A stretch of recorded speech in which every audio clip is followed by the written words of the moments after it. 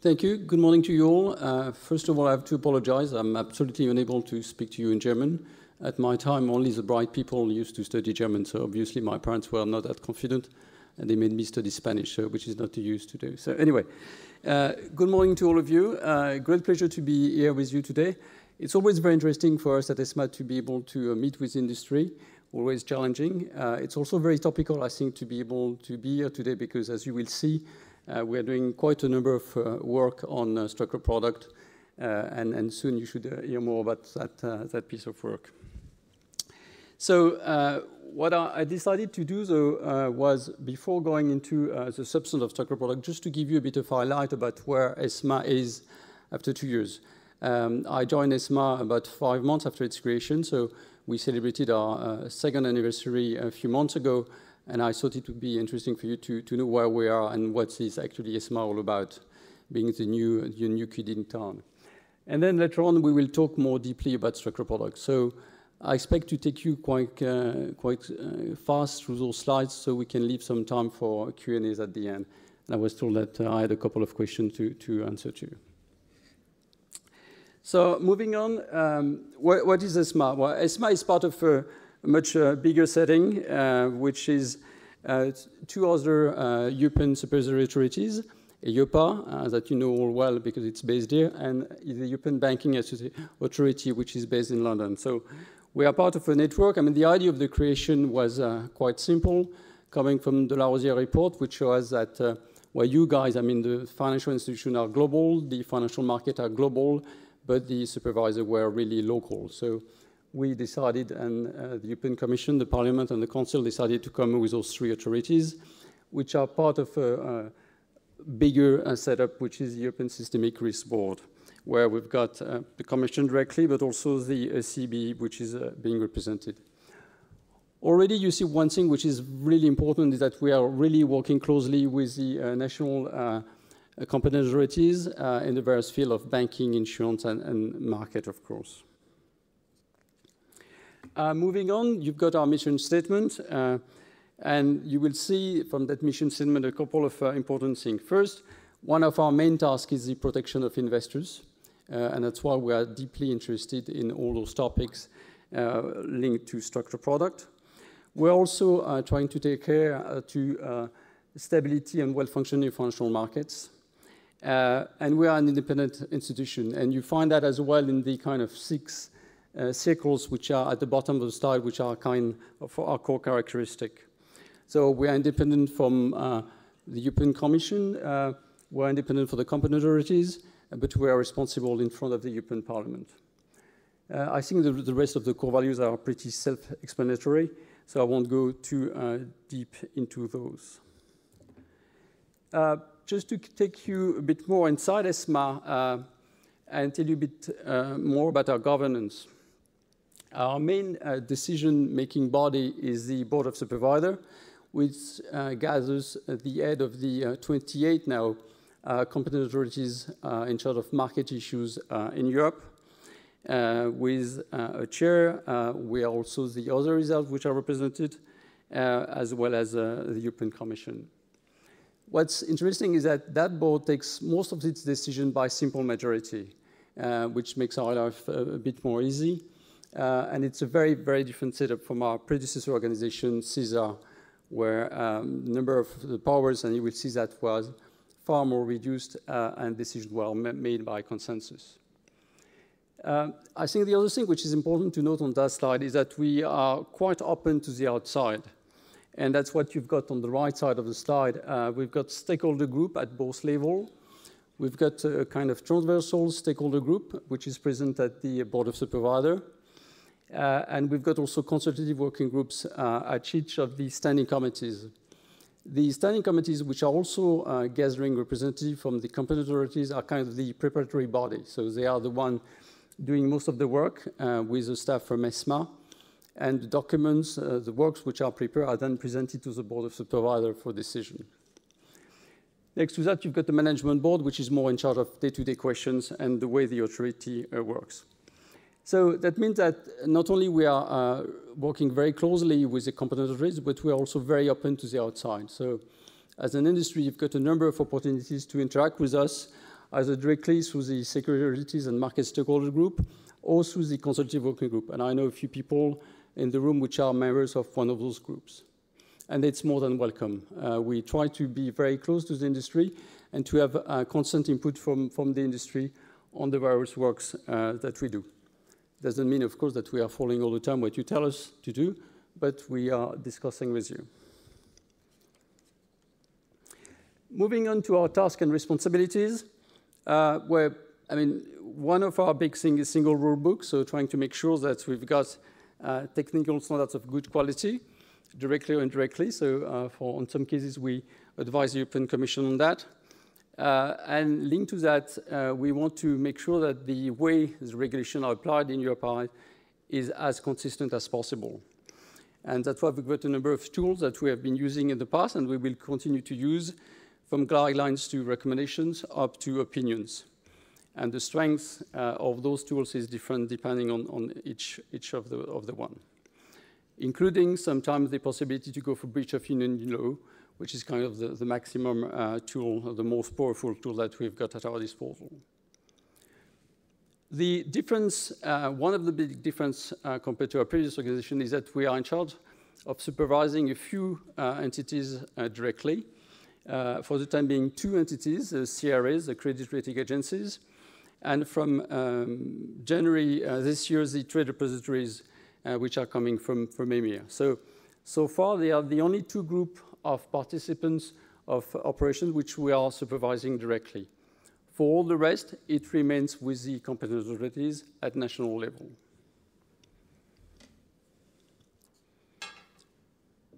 If we move on to the next task and responsibilities, I mentioned financial stability already.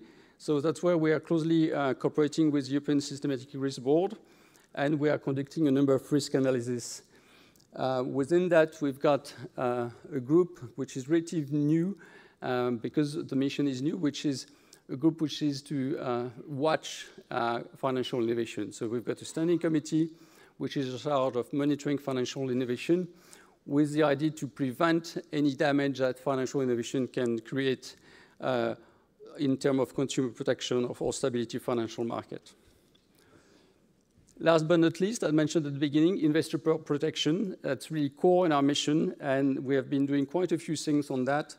You may have noticed that we have issued a couple of warnings, actually, if I'm not mistaken, 3 so far, directly to retail investors to draw their attention on a number of topics. So CFDs, FX, and a couple of other things. We are also doing a number of things in terms of monitoring consumer trends linked to financial innovation, and also trying to develop some common rules on information transparency. So transparency, as I think for you, is very important for us. So this is, in a nutshell, what is ESMA all about and the way we work.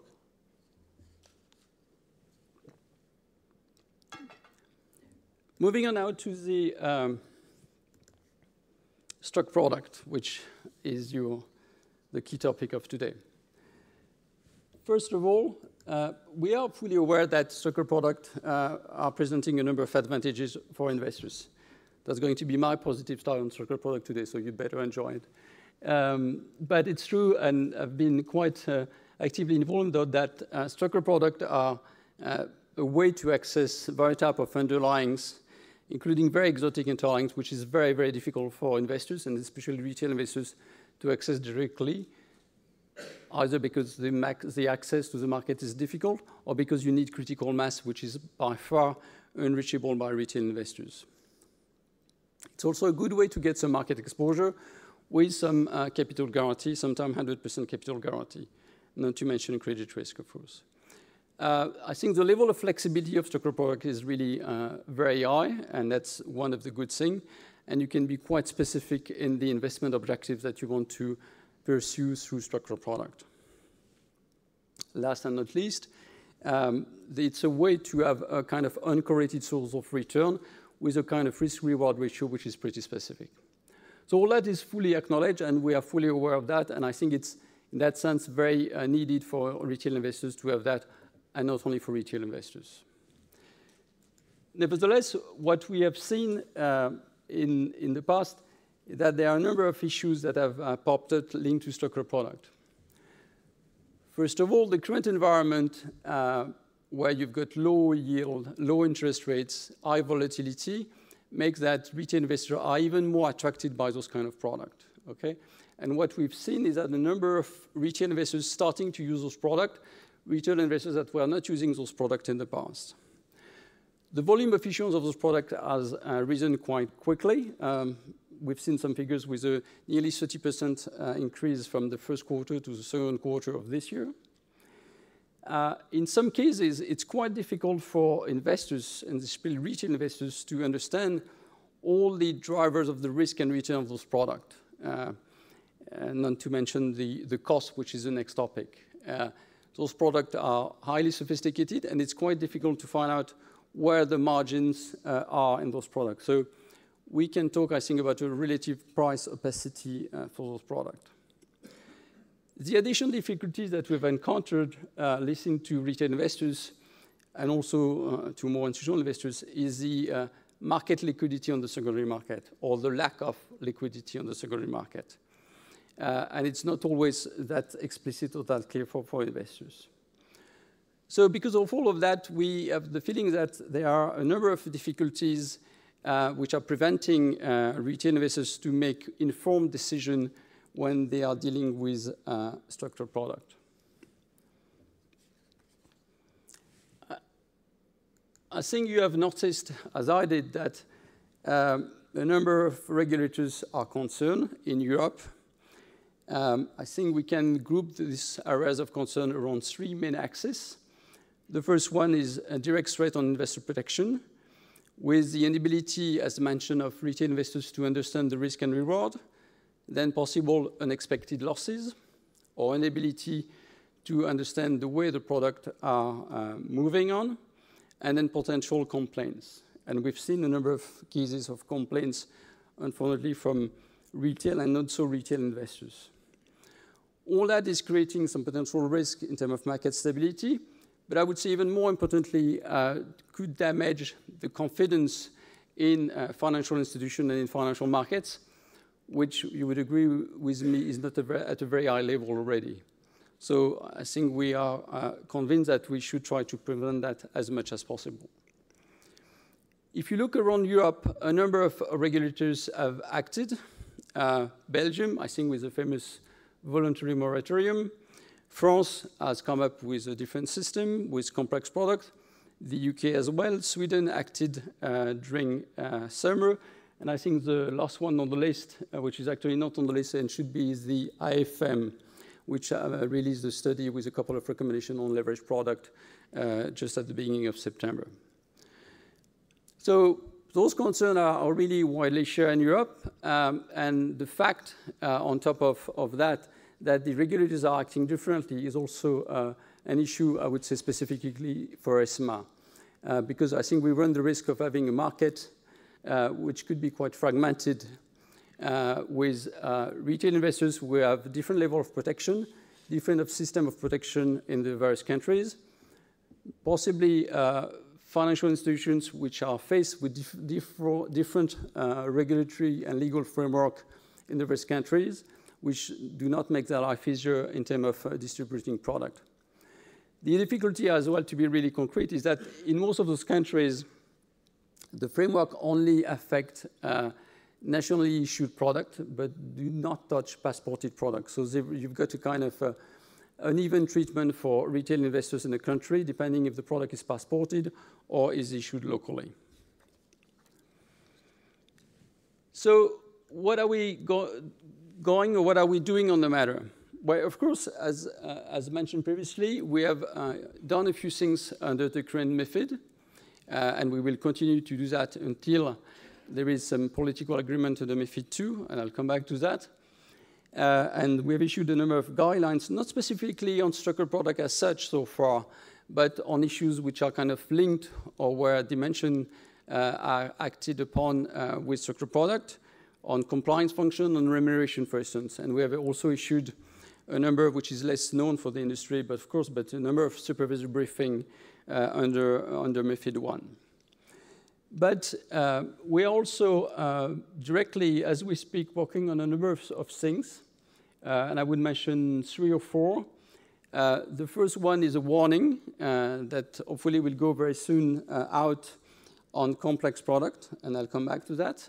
So this one will be directly addressed to retail investors or to investors, but we hopefully think that retail investors will read it. Then we also have in the pipe an opinion that will be aimed at supervisors, mostly about selling practices. And then the third piece would be a kind of a statement on best practices, and this one will be addressed to financial firms. On top of those 3, we will have a joint ESA's position, so a joint position by EBA, EIOPA, and ourselves on product governance, but that's going to be very high-level principle. I just want to draw your attention that for the time being, all those pieces of work are work in progress, and they have to be approved by our Board of Supervisors, which is the decision-making body that I was mentioning at the beginning. So let's go into a bit more of detail on each of those 3 pieces.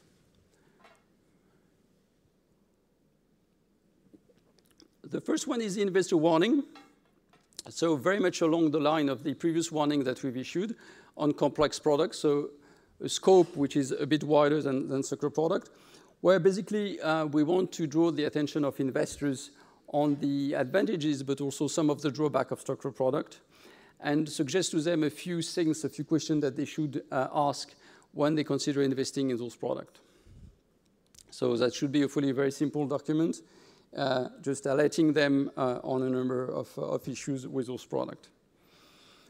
The second document would be an opinion, so a bit more detail, once again addressed to competent authorities, where we want to cover a number of things which have to do with selling practices, and both the requirements and the internal controls that have to be placed within the firms, the way they should assess suitability and appropriateness of those products, the disclosure, without going too far, because as you know, we've got some upcoming work through PRIPS, but also drawing the attention on the monitoring on an ongoing basis of the activities of the sales staff, and as well as the choice of the execution venue. So quite a number of things which are more toward the last stage of the process, the distribution a bit.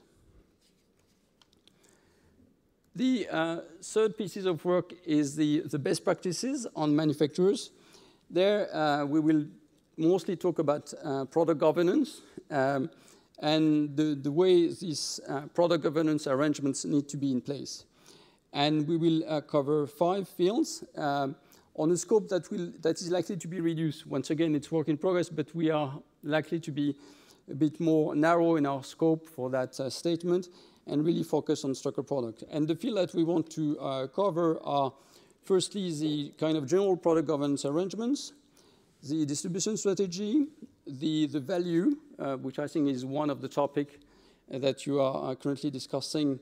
How do you need to inform investors about the fair value, quote unquote, of the structured product? Also some information about the secondary market, what kind of secondary market should be ensured, and what kind of information, even more importantly, should be given to investors on secondary market. And then last but not least, also the review process of those arrangements over time, just to make sure that not everything is set in stone and then left even if the product is still maturing. So that's what we have in mind through that statement on best practices, once again, that we hope to be able to address to manufacturers. So that's what we've got currently in the pipe and the pipeline, and hopefully that will come out in the next few weeks or few months. And then, of course, we will have more work that will be done on the same topic of complex central product. There will be an awful lot of work under MiFID II, MiFIR, as you know, because that revision will address much more closely and in detail the product governance issues. And of course, we are likely to be asked to provide some technical advice or to issue technical standards by the Commission. Of course, we're waiting for the political agreement. Before committing to this work, we have started a few preparation work by setting up some task forces already on some of the topics. The number of standards and technical advice that ESMA as a whole will have to issue on MiFID II and MiFIR is pretty high, because I think we are talking about 73 items all in on both markets and what we call investor protection, which is quite substantial. It's one of the highest number ever. It's even more than what we had to do on EMIR. So we are really keen to start the work as quickly as possible, and in a way very keen that there is a political agreement as soon as possible. So that will keep us quite busy. Of course, there is this very interesting debate that I'm sure you're all aware of about MiFIR and the intervention powers that will be or could be given to both competent authorities and ESMA in terms of possibly banning some product or services if there is a threat to market stability or to investor protection. And we'll see what the European legislators are doing and agreeing upon on this aspect. I mean, we're, of course, very, very deeply interested in that. You may know that ESMA already has some intervention powers, which are actually quite limited. So depending on which draft you're looking at, those powers are likely to be quite substantially extended through MiFIR. So that's MiFID II, MiFIR. And then the last piece of work that I would like to mention before opening the floor to questions is PRIPS. But I will go very fast because we've got a specialist in the room that will cover that topic just after me, Tim and Luder, where we're likely to have also some involvement by providing some technical advice to the European Commission if they ask us to do that. So quite a bit of work on structured product and complex product with those three pieces of work, and then the next stage will be for us to work on MiFID II, MiFIR. So I think I covered most of the point I wanted to cover, so the floor is yours. Thank you.